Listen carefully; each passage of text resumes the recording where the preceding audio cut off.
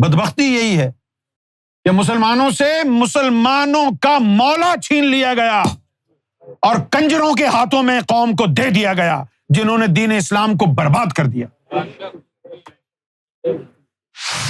منبر پر خطیبوں کو، علماء کو، مفتیوں کو پیسہ کھلا کر تلوار کے زور پر مولا علی کو گالیاں دلوائیں، اور یہ حرام زادے شیوخ الاسلام کہتے ہیں امیر معاویہ کے بارے میں زبان خاموش رکھو۔ کیوں رکھیں خاموش؟ جب مسجدوں کے منبر پر بیٹھ کر انہوں نے زبان درازی کی ہے، ہم اپنی زبان کیوں خاموش رکھیں؟ یہ آواز بند نہیں ہوگی، یہ گوہر شاہی کے کتے کی آواز ہے، میں اپنی زبان خاموش نہیں رکھوں گا۔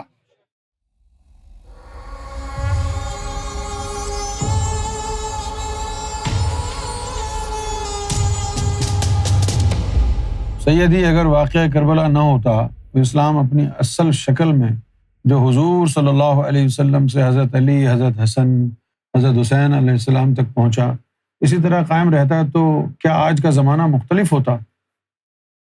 ظاہر ہے آج کا زمانہ زمین و آسمان کا فرق ہوتا۔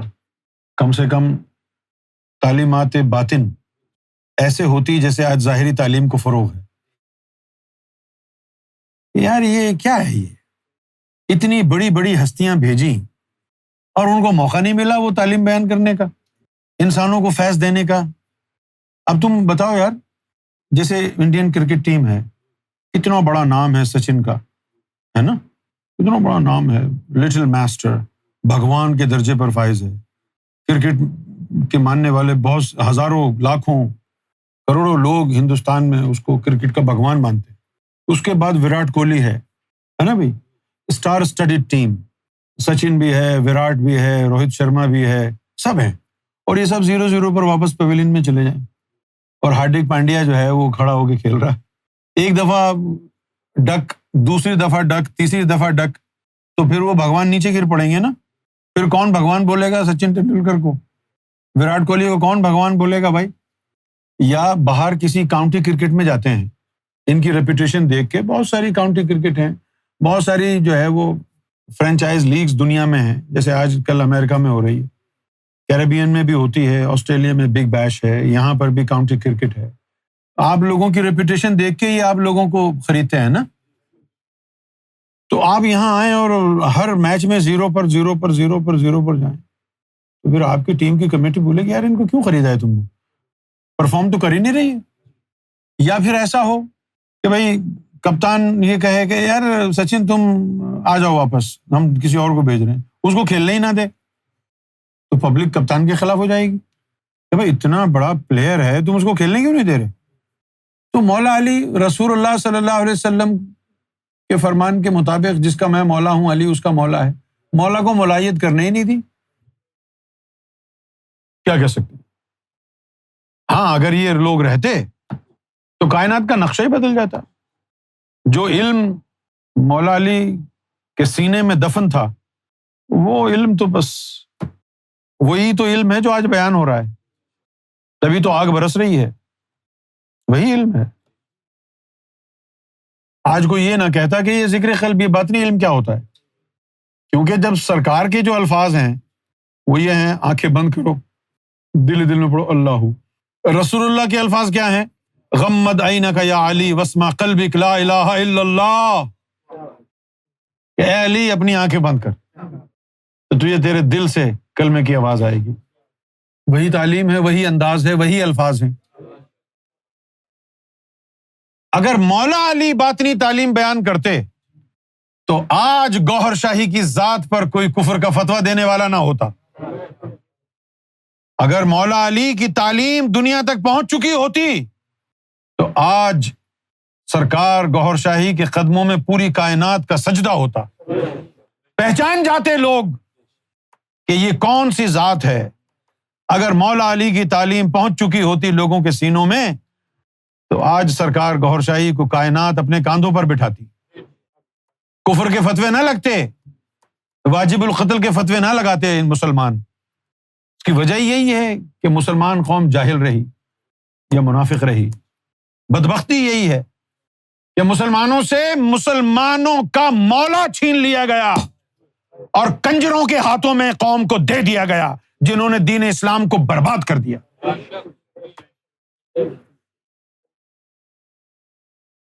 اور کیا واقعہ کربلا ہونا ضروری تھا؟ اگر اللہ تعالیٰ اپنے محبوب اور ان کے گھرانے کو سب پر فضیلت اور بلندی دیتا تو کیا تاریخ کیسی ہوتی؟ کیا کہیں بھائی، تم لوگوں کو بھی یہ سوال مجھ سے ہی کرنے ہیں۔ اللہ تعالیٰ کا محبوب گھرانہ صحیح ہے، محبوب ہی ہے گھرانہ محبوب گھرانہ تف ہے کہ اللہ کا محبوب گھرانہ ہے، اس کے باوجود اس دور میں مسلمانوں میں یزید، ابو سفیان ہند کے، امیر معاویہ کے چاہنے والے زیادہ ہیں۔ آپ ذرا دیکھیں نا یوٹیوب پر کس طرح مولوی جو ہے کس طرح غلاظت اگل رہے ہیں اپنے منہ سے۔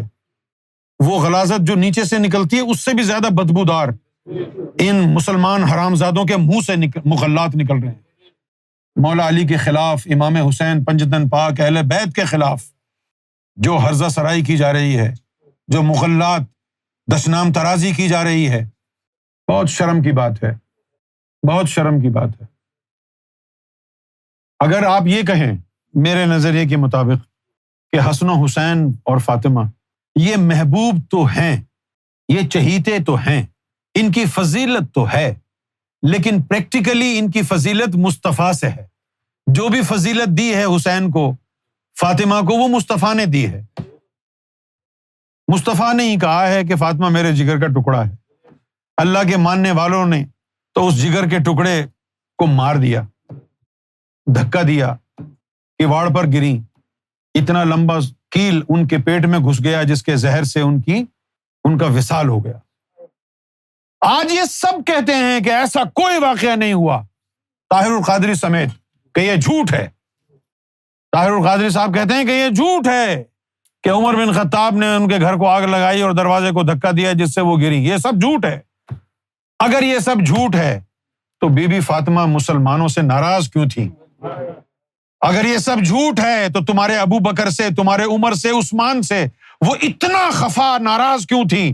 کیونکہ انہوں نے وصیت کی مولا علی کو کہ میرے جنازے کی خبر نہ دینا مسلمانوں کو، رات کے اندھیرے میں مجھے دفنانا، میں ان کو اپنے جنازے میں آنے کی اجازت نہیں دیتی۔ کیوں؟ اگر یہ سب معصوم تھے، سب نے کچھ نہیں کیا تھا۔ طاہر القادری کی شکل میں یزید کے حرام زدہ نطفے آج بھی موجود ہیں۔ یہ منافق ہیں، دوغلے ہیں۔ ایک تقریر علی مرتضیٰ کی شان میں کرتے ہیں، وہ ایسے ہیں، وہ ان کی اتنی شان ہے، ان کی ایسی شان ہے۔ دوسری تقریر کہتے ہیں امیر معاویہ رضی اللہ تعالی عنہ کے بارے میں زبان نہ کھولنا، خف لسان اختیار رکھو۔ کیوں خف لسان اختیار کریں؟ اس کتی کے بچے نے کئی سو سالوں تک ممبر پر مولویوں کو بٹھا کے مولا علی کو گالیاں دلوائیں۔ ہم کیوں زبان خاموش رکھیں؟ کیوں؟ جس نے مولا کو ممبر رسول پر بٹھا کر گالیاں دلوائیں، لعنتیں دلواتا رہا۔ پڑھو ہسٹری، پڑھو احادیث، روایات۔ بنو امیہ میں جب عمر بن عبد العزیز آیا، اس نے حکم جاری کیا کہ آج کے بعد ممبر پر بیٹھ کر صرف فضیلت علی بیان ہوگی، کوئی مولا علی کی شان میں گستاخی نہیں کرے گا ورنہ سولی پہ لٹکا دوں گا۔ عمر بن عبد العزیز نے یہ کارنامہ کیا۔ اس سے پہلے جتنے تھے مسلمان سلاطین، سب نے ممبر پر خطیبوں کو، علماء کو، مفتیوں کو پیسہ کھلا کر، تلوار کے زور پر مولا علی کو گالیاں دلوائیں۔ اور یہ حرامزادے شیوخ الاسلام کہتے ہیں امیر معاویہ کے بارے میں زبان خاموش رکھو۔ کیوں رکھیں خاموش؟ جب مسجدوں کے ممبر پر بیٹھ کر انہوں نے زبان درازی کی ہے، ہم اپنی زبان کیوں خاموش رکھیں؟ یہ آواز بند نہیں ہوگی، یہ گوہر شاہی کے کتے کی آواز ہے۔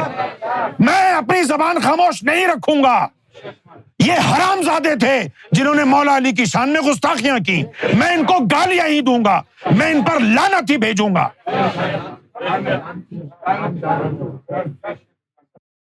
سنو رسول اللہ صلی اللہ علیہ وسلم کی حدیث کیا کہتی ہے۔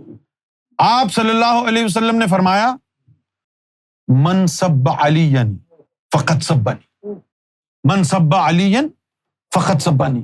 یہ رسول اللہ کی حدیث ہے کہ جس نے علی کو گالی دی اس نے مجھ محمد کو گالی دی۔ یہ قادری لگانے والے کتی کے بچے حرام زادے، انہوں نے یہ حدیثیں نہیں پڑھی، اس کے باوجود کیسے گوارا ہے کہ تمہارے نبی کو کوئی گالی دے اور تم کہے چپ رہو، اس کو برا نہ کہو۔ تم بھی حرام زادے، وہ بھی حرام زادے۔ بتائیے، فتویٰ دیجئے۔ اللہ کا رسول کہتا ہے کہ جس نے علی کو گالی دی اس نے مجھ مصطفیٰ کو گالی دی۔ جو علی اور مصطفیٰ کو گالی دے تو مسلمان ہے؟ اگر تجھے یہ کہا جائے امیر معاویہ کے بارے میں زبان نہ کھولنا، خاموش رہو، وہ ہمارے نبی ہمارے مولا کو گالیاں دیتا رہے، ہم خاموش رہیں، کس کے کہنے پر؟ طاہر القادری کے کہنے پر، الیاس قادری کے کہنے پر، اور رسول اللہ کو بھلا دیں تو تمہارا نبی یہ طاہر القادری ہے، تمہارا نبی یہ الیاس قادری ہے، میرے نبی کا نام محمد رسول اللہ ہے۔ جو میرے نبی کو گالی دے گا میں اس کتی کے بچے کو گالی دوں گا، میں خاموش نہیں بیٹھوں گا۔ من سب علی فقط سبانی، جس نے علی کو گالی دی اس مجھ محمد کو گالی دی۔ اب بتائیے آپ کا ایمان کیا کہتا ہے؟ خاموش رہنا چاہیے آپ کو؟